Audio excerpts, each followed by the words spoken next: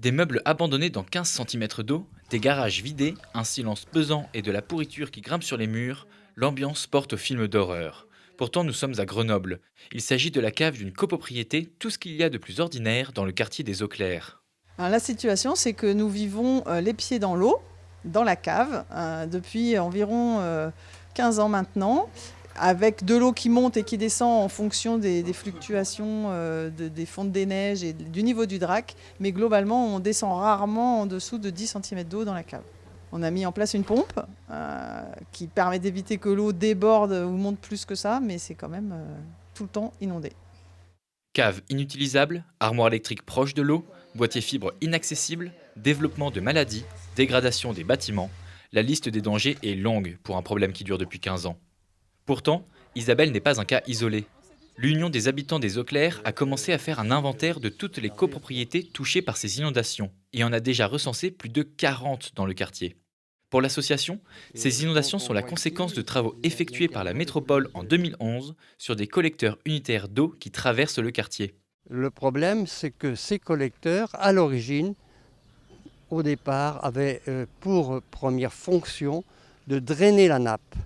Ils ont été mis en place au début des années 1950, avant l'urbanisation. Au moment où ils ont été mis en place, en fait, tout ce secteur-là était un secteur qui était humide, c'était un marécage. Et pour l'urbaniser, il fallait impérativement, d'une part, assainir les sols et d'autre part, protéger contre les crues du Drac. Effectués pour correspondre aux réglementations, les travaux de détanchéisation de 2011 ont alors empêché les eaux de pluie et des nappes de rejoindre les eaux usées dans le collecteur. Résultat, le niveau de la nappe du Drac dans le quartier des Eaux Claires a augmenté de 30 à 40 centimètres en moyenne. Pour la métropole, drainer les eaux de la nappe ne faisait pas partie des fonctions de ces collecteurs et rejette toute responsabilité.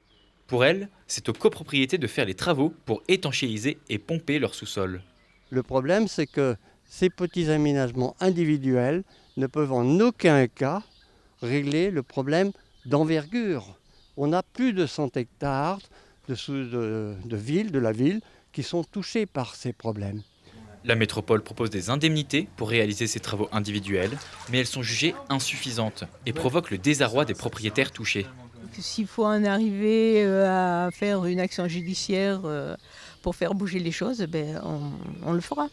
En 2022, la métropole avait été jugée en appel responsable sans faute pour les dégâts causés par ces inondations dans une des copropriétés et avait été condamnée à lui verser 200 000 euros.